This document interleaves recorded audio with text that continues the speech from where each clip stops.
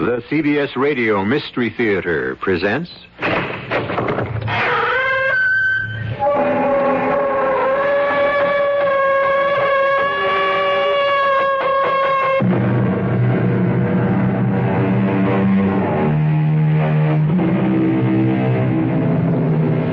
Come in. Welcome. I'm E.G. Marshall. You are standing in the doorway of the diabolic, the dangerous, the deadly. And in a minute or so, you will hear one of the strangest tales we've ever told. A story unlike any we have ever poured into your willing ears. Because this is a story about a man you knew only too well. A man who personified the diabolic, the dangerous, the deadly, to an entire generation. A man the world will never forget or forgive. We're pumping too fast, Doctor. Look at his skin. He's turning purple. Wait, another minute. We must improve his heart action. You'll kill him this way. He's too old to stand this. Look. He's trying to speak. Yes. Yes. Yes, my Führer. Yes, I know. You are tired, my Führer.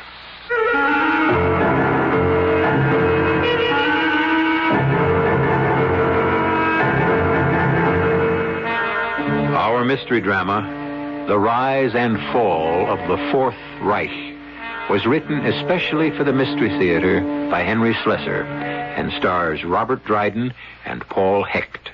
It is sponsored in part by Buick Motor Division and Uncle Ben's Long Grain and Wild Rice. I'll be back shortly with Act One.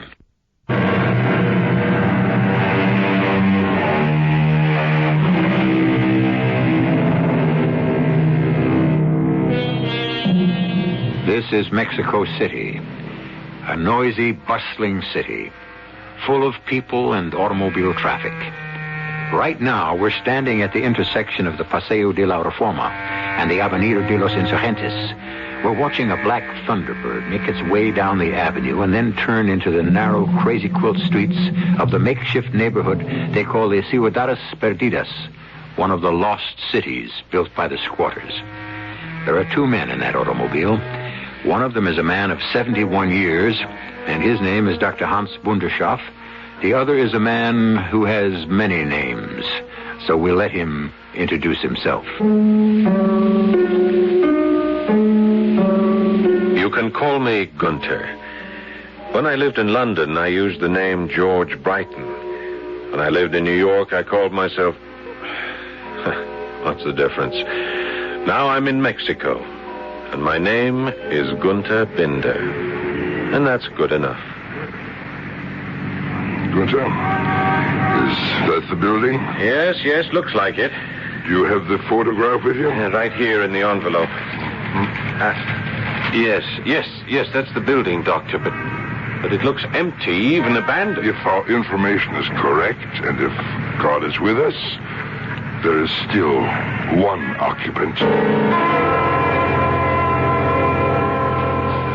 As we mounted the stairs of the ancient building, it was hard to believe that the information was correct, or that God was even aware of this dingy hovel on the edge of nowhere.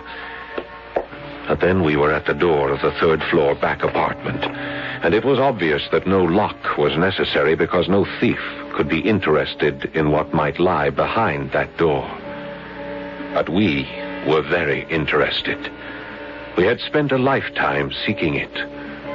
Or rather, seeking him.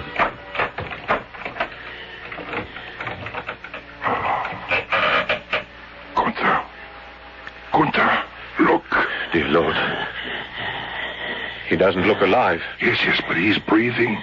You can see him breathe. Doctor, how can we be sure? He doesn't look like...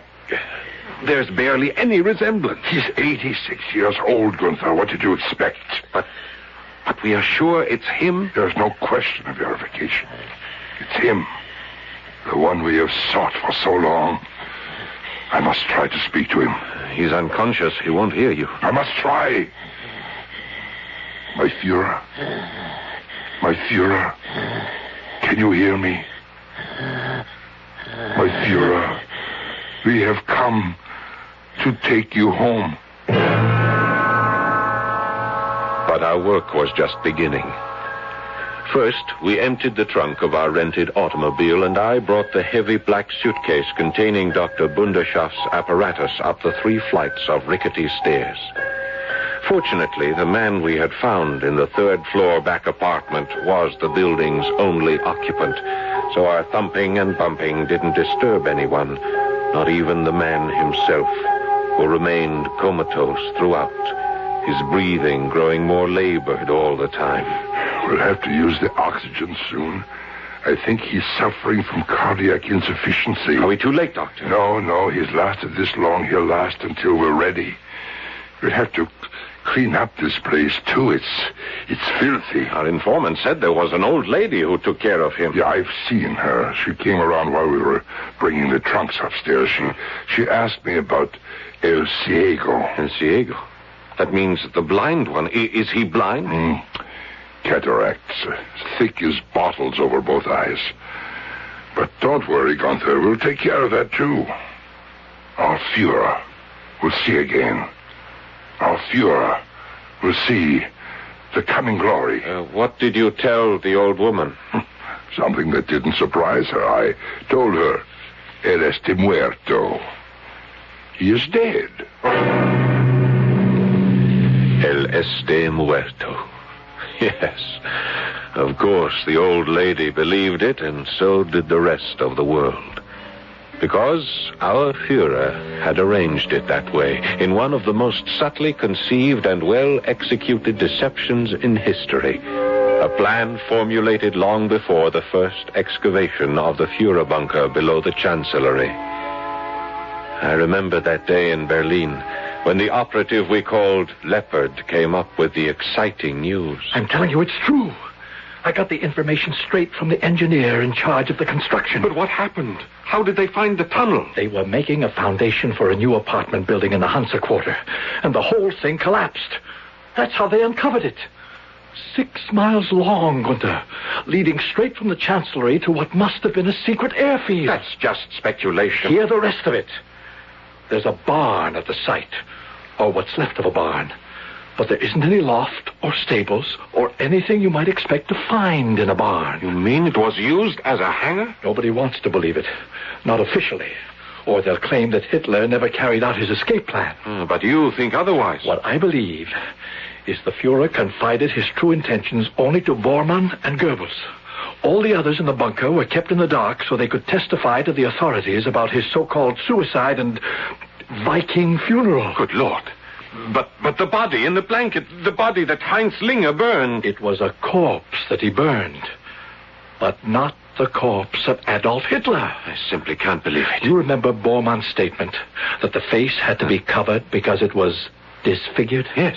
Gunther, the face was covered because it was the face of some orderly, not the face of der Führer. And now that face was in front of me. His face. The little square mustache gone. The black hair with its slanted lock across that famous forehead gone. The lips that had once blared out martial music loud enough to stir the world had vanished into a black, toothless hole. The eyes that had given hypnotic guidance to millions looked out blindly through thick, gray windows. I stared at that face, and I turned to Dr. Bunderschaft. Doctor, is it really possible? Can we make him smile again? It is possible, Gunther. We can make him smile and feel happiness for the future. But first, we must make him understand. Shall I increase the pressure, Doctor? Yes, slowly. He doesn't seem to respond to anything. I'm not a physician. I know my opinion doesn't matter. He's not in coma, Gunther. This condition of his is more resignation. He has stopped caring about being alive. His skin color is changing. More pressure, Gunther. The needle is near the danger mark now. More pressure, I say. We are pumping too fast, Doctor. Look at his skin. He's turning purple. Another minute. We must improve his heart action. You'll kill him this way. He's too old to stand this. Look. He's trying to speak. Estoy cansado. What's he saying? Quick, kill the pump. Cansado. It's not German. No, Gunther. It isn't German. But don't forget he's lived outside of Germany for 30 years. What does he say? He says that he is tired. Very tired. He wants us to leave him in peace. My Führer, listen to me. Do you think he hears you? Look at his eyes. He's blind. He knows someone is here, Gunther. My Führer. Estoy cansado. Yes, my Führer.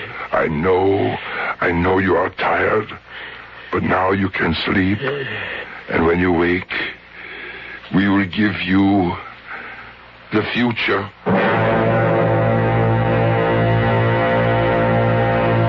It was another 24 hours before Stiller arrived. Stiller was a doctor, too, but he was able to do something that Dr. Bunderschaft could never do. He was an ophthalmologist, and he would apply his surgeon skill to the cataracts that prevented our Führer from seeing the men who had come to restore him to power. I'll do what I can, Hans. But don't expect me to perform miracles. Well, why not, Stiller? We have performed one.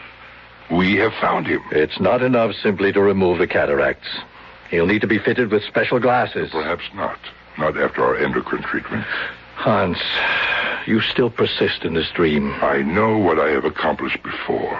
I know what I can accomplish now. But this challenge is too great. A man of his age, in his condition... I will need your assistance, Stiller. Gunther is a fine young man, but he lacks professional skill. I'm an eye doctor, Hans. I know nothing about glands and hormones and all your other mysteries. Please, Stiller, help me. Help me make it worthwhile for those eyes to see again. All right, Hans.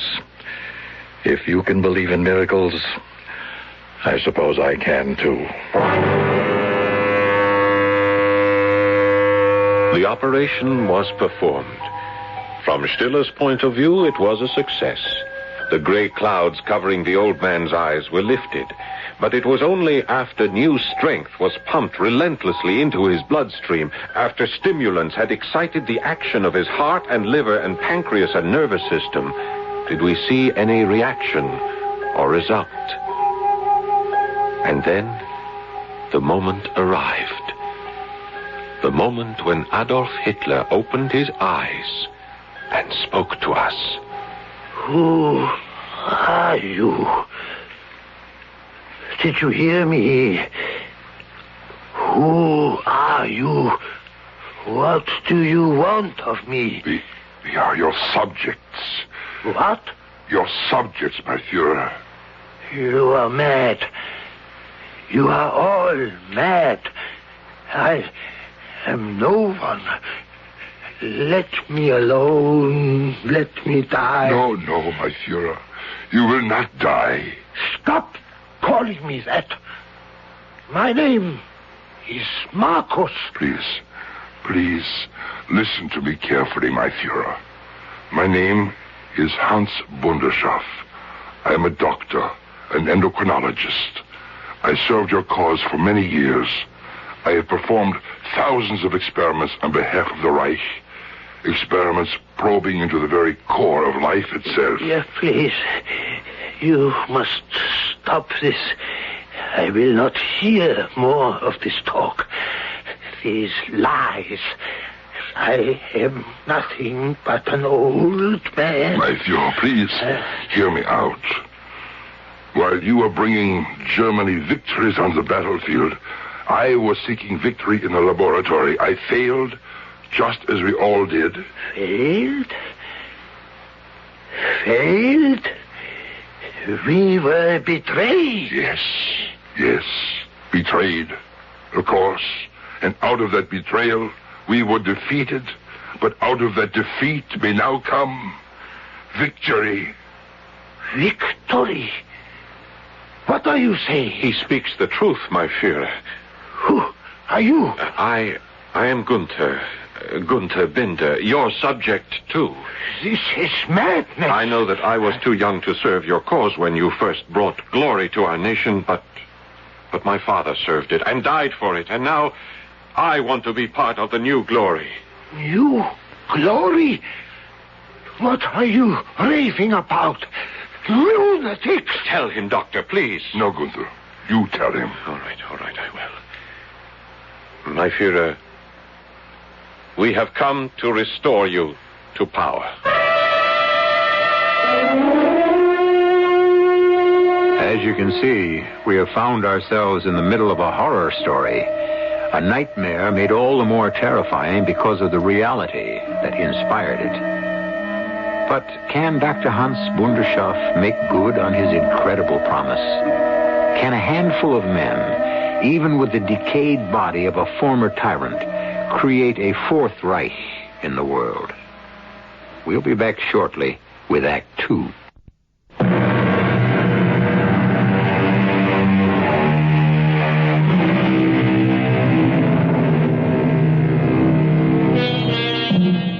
Strange things are taking place in a near-abandoned hovel on the edge of Mexico City.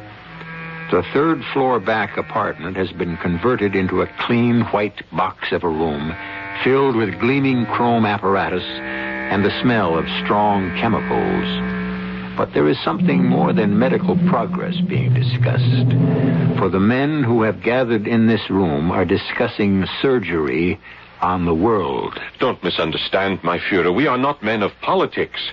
We know there are others who can guide you better than we. Politics? I know nothing of politics. Why should an old man know anything but the water he drinks, the food he puts into his mouth? But you remember this much, my Führer. You remember that politics is power. Nothing more. Power? And is that what you offer me? Are you my army? My legions? Is this my new chancellery? But we speak of a different power now. There is only one power. Strength. And I have none. Look at me. I am old, dying. But the power we are talking about is strength. Strength, life, youth. Youth? Now I know you are mad. You would make me young again? Yes. Yes, my Führer. We can give you back the years that were lost in Germany when you so wisely escaped from Berlin. We don't know how many years we can promise you or how much vitality we can restore. But it will suffice for your return to the fatherland. Hans, look at him. His eyes. Madness. All madness. It is enough for now, Hans. Let him rest. You've troubled him enough. We must make him understand it's no good unless he realizes. No. Stiller is right. He has stopped listening to us. We will speak to him again later. It was later, all right. Almost 2 weeks later before we heard the voice of Adolf Hitler again. But Bunderschoff was a busy man during that 2-week period. I had expected him to begin the testosterone treatments first, but instead he chose to administer massive doses of vitamins.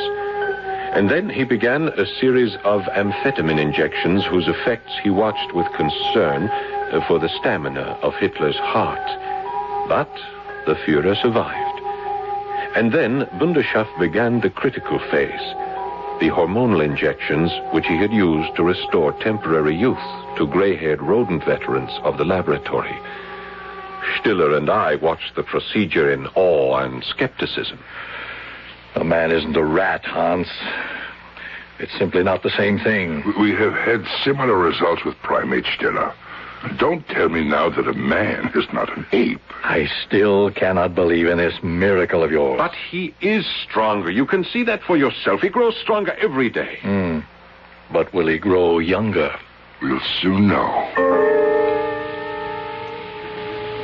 And then, on the night of the 10th day, we were awakened by a horrendous cry. My God! My God, what is it? It's him. The Führer must not be bound by existing legal regulations. The Führer is leader of the nation, supreme commander of the armed forces, head of government, supreme executive chief, supreme justice, and leader of the party. He's out of his head. Yes, my Führer. My Führer, please, easy. Lie back. Lie back and relax. I must conserve my strength. Yes, that's right, you must. My strength is the strength of Germany. Seems to have gone back to sleep. Yes, he sleeps. And this time, his dreams are brighter. Much brighter, Günther.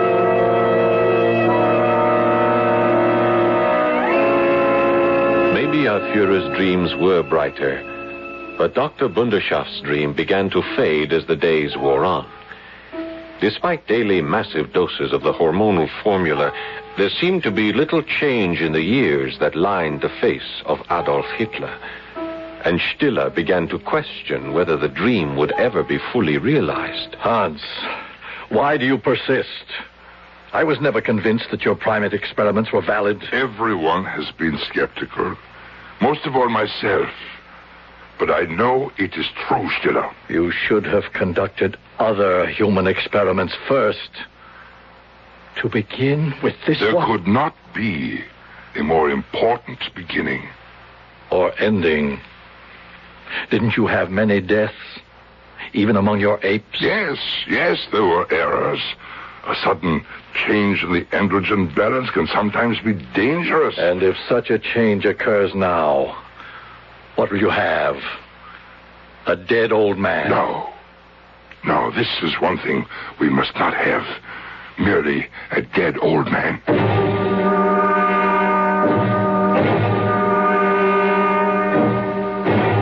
And so the experiment went on day after day, until finally some improvement began to appear. Blood pressure? Almost in the normal range. Red blood cell count? Not much improvement yet. Muscle tone? And that's hard to say, Doctor. His skin seems firmer to the touch, more elastic. You see, Stiller? One improvement after another. Do you still think we will fail? It's a question of time, Hans. But do you have enough time? Yes, time. Time is the enemy. We're in a race. All right. We will double our efforts by doubling the dosages. But that might kill him. The shock. We will have to try, Günther.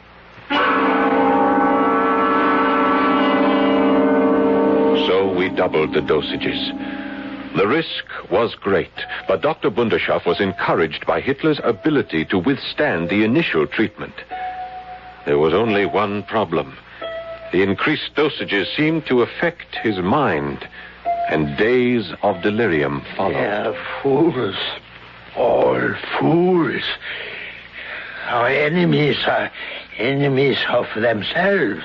What is he saying, Gunther? I can't make it out. Britain is a dying empire. Dying. America is trying to be its heir. Russia wants the Balkans. Deprive them of the belief that victory is certain. We must show them that they can never reckon on our capitulation. Never. Doctor, don't you think this is dangerous? No. Let him carry on. Smash the Americans. 45 German divisions. His voice grows stronger. Get me General Koller. He may be unhinged, Doctor. Then all this would have been for nothing. We must wait and see. There must be no holding back now. No commander must hold back his forces. Disobedience will be punished by death. Koller, I hold you personally responsible. Do you understand? What is he saying? Who are those people? He commands generals who are gone. I say that he's mad. I say this whole experiment is mad. No, Stiller. The Führer only dreams. He must dream of yesterday before he can dream of tomorrow. The second miracle took place that same day. Here, careful. Yeah. Lift him carefully. Here, Doctor. Let me help you. Sorry. Are you sure it's all right to do this, Hans? Yes. Yes, I think we can. All the life signs are encouraging. His pulse, his color, his blood pressure. Even his eyes seem to be in better focus, Doctor. I think he's beginning to see us. His lips are moving. He does see us. My Führer, can you hear me? Can you understand what I am saying? My Führer. Who are you? I told you my name. It is Bunderschaft. You are German? Yes. I am German. And I am a physician. Why are you here? What is your purpose here? My purpose is reincarnation, my Führer. There is no such thing. Then I will use the word rejuvenation. You can make people young again. It has been my goal for all the years of my life. And where were you, Doctor, during the war? I was assigned by the SS to Dachau to participate in the noble experiments of racial hygiene. But I convinced my superior, Dr. Sigmund Roscher, that I would be better utilized in research, which would uncover the mysteries of the aging process. I know of no such experiment. It was to be Dr. Roscher's surprise present to you, my Führer. A gift such as no loyal subject had yet given you. The secret of eternal youth itself. And so, what became of this gift? Dr. Roscher abandoned the experiments after our early failures. Like Steinach and Voronov before us, our efforts produced only short-lived improvement in the aged. We were forced to conclude that the testes of man were useful only in the formation of spermatozoa and the secretion of hormone. Yeah, I understand nothing of this. That even the synthesis of testosterone was of no great consequence, although testosterone was one of the chemicals I still employ in the process. What process? The process I developed in Stockholm, where I worked after the war. It is no magic formula, my Führer. It is a synergistic group of chemicals which I believe will eventually lead to an acceptable method of human rejuvenescence. Is it true? Is what you say really true? It is. It is all true, my Führer. You can make me as I was? We can do only so much. But it will be enough for the cause. Enough to make the world tremble at your resurrection from the dead. The world? And when you make your reappearance at the proper time, in the proper place, it will be like a lightning bolt illuminating the planet. That is our hope, my Führer. We wish it to be your hope, too. Hope? But I had abandoned it 30 years ago. But we bring you hope again, my Führer. Hope for a new beginning. The beginning of the next 1,000 years. Tell us. Tell us your thoughts. Tell us what you wish. Very well. I will tell you what I wish. I wish for something to eat. And with those words, we knew that it was going to work. That our Führer was back among us again. That the day of the Fourth Reich had dawned.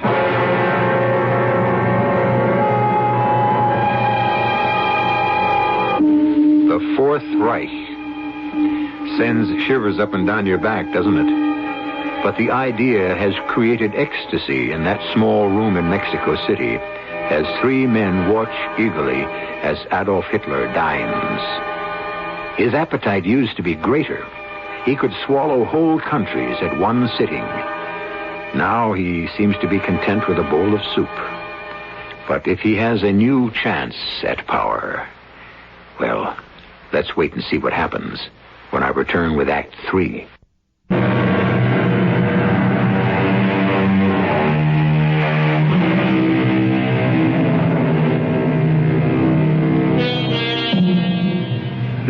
still exciting events occurring for Doctors Bunderschaff and Stiller and the young man who calls himself Gunther.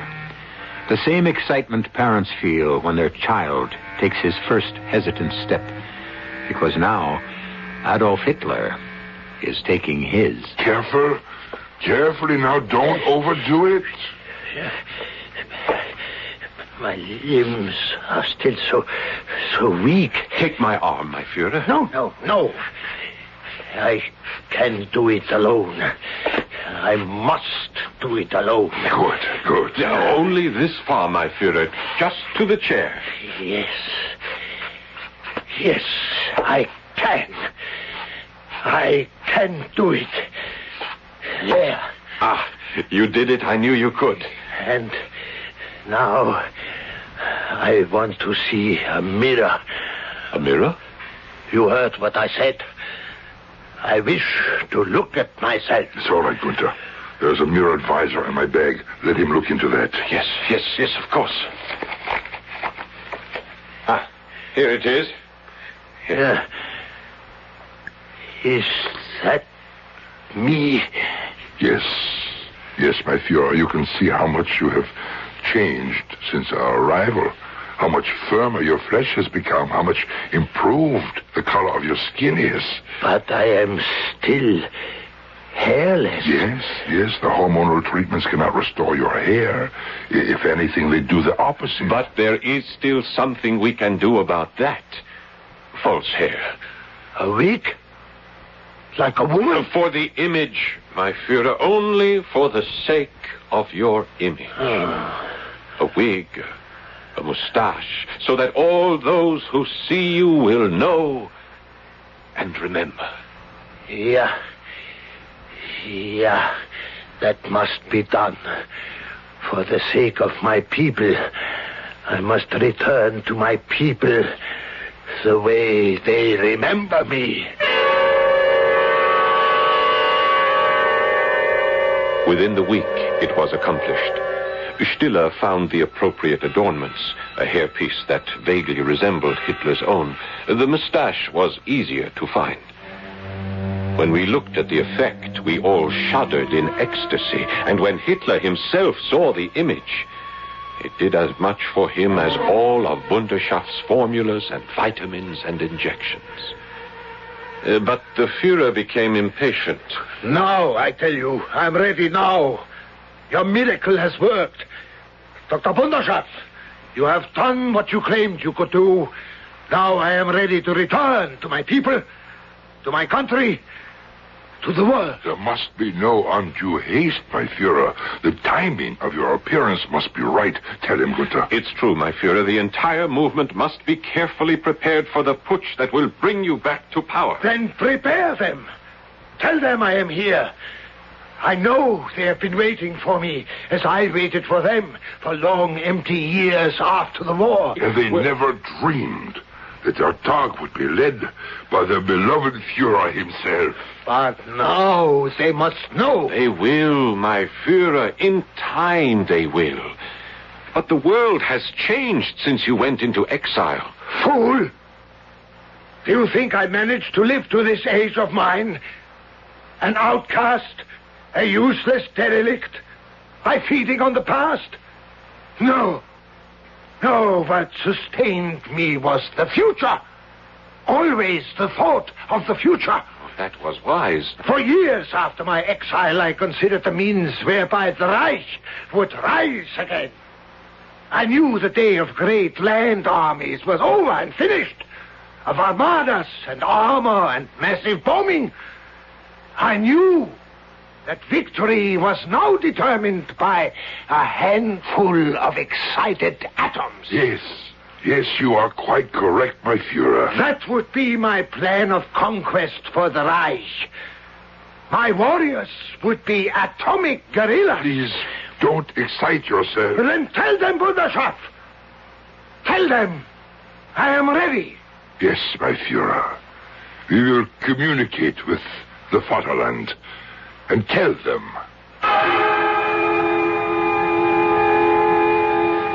Dr. Stiller left us that afternoon. He had a serious operation to perform on the retina of a close friend. It didn't matter, however, his part in the experiment was over. Mine, though, was still important. I left the small room on a series of errands, shopping for the vegetable staples which constituted the diet of Adolf Hitler, buying pharmaceutical supplies and picking up a large, flat box at a tailor shop whose proprietor seemed mystified by what he had just delivered into my hands. Yeah, here it is, Doctor. Yes, it's perfect. Exactly what we wanted. And now to find out how well it fits. 20 minutes later, Adolf Hitler was in full uniform. He stepped out in front of us, a willing model, turning to give his audience the full benefit of the effect. His right hand was on his hip. The left, still useless from the bomb damage that had destroyed his nerves, was held rigidly at his side. An iron cross hung from the breast pocket, and there was a black, white, and red armband circling his left arm, the sign of the broken cross. But there was one other thing in the image before us, the most electrifying sight of all. Adolf Hitler was smiling. They call you Günther. Yes, my Führer. I will call you Günther, too. Thank you, my Führer. You will be rewarded, Günther. You and Dr. Bunderschaff and Dr. Stiller. You will all three be at my side in the coming days of victory. You will be privileged to witness the birth of true peace in this world.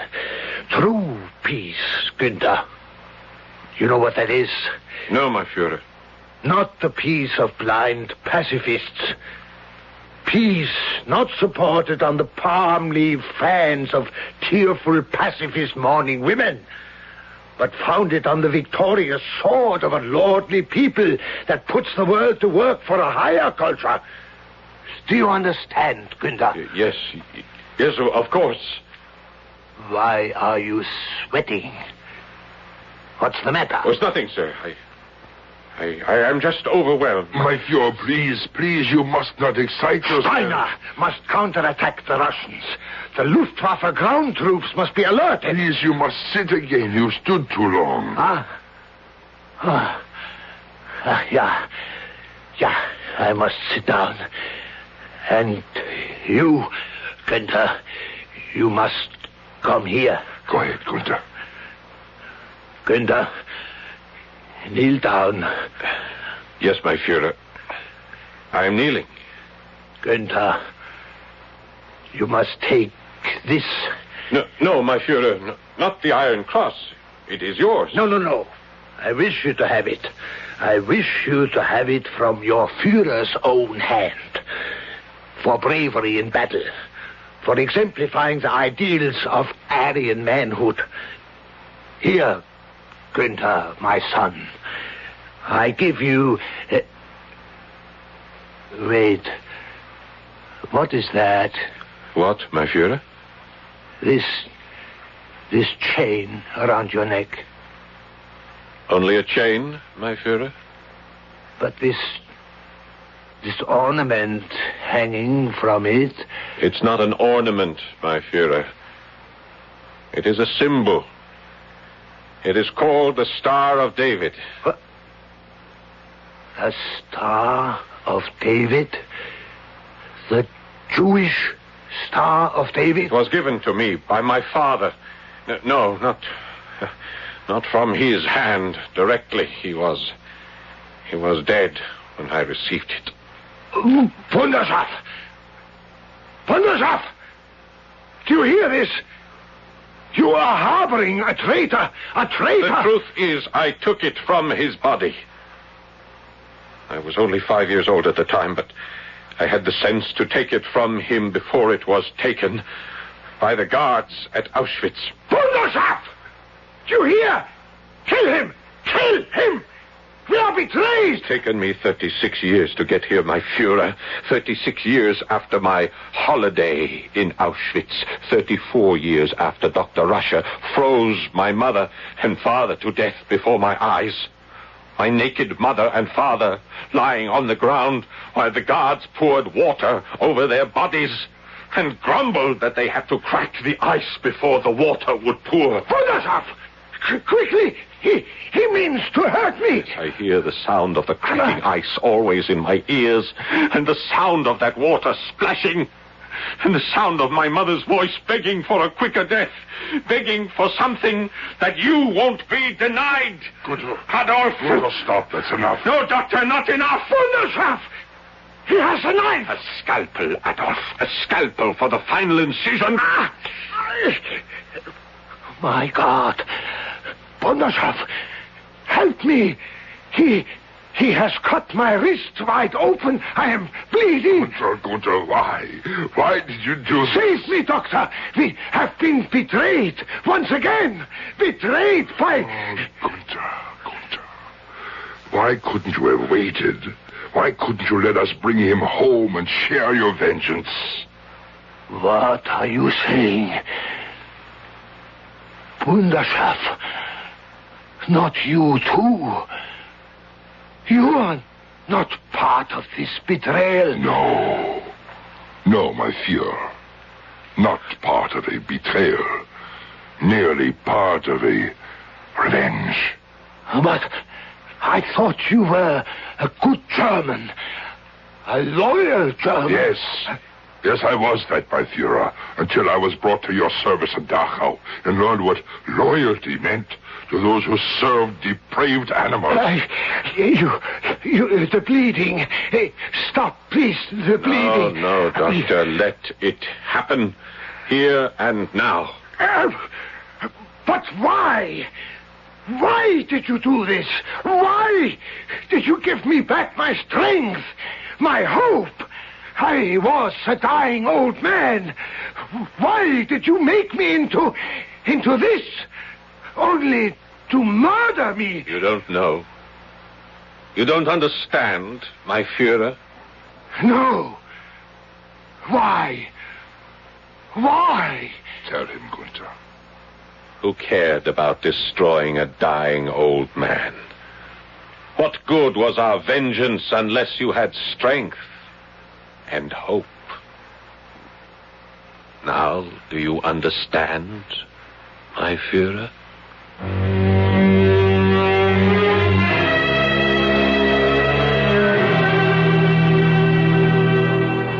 And so, Adolf Hitler dies. Not in the bunker beneath the Chancellery in Berlin, but in a dingy, deserted rooming house in Mexico City. There will be no Viking funeral for him this time. No obituaries, no mourners. Just a memory. A very bad memory. But one which no man can ever afford to forget. I'll be back shortly.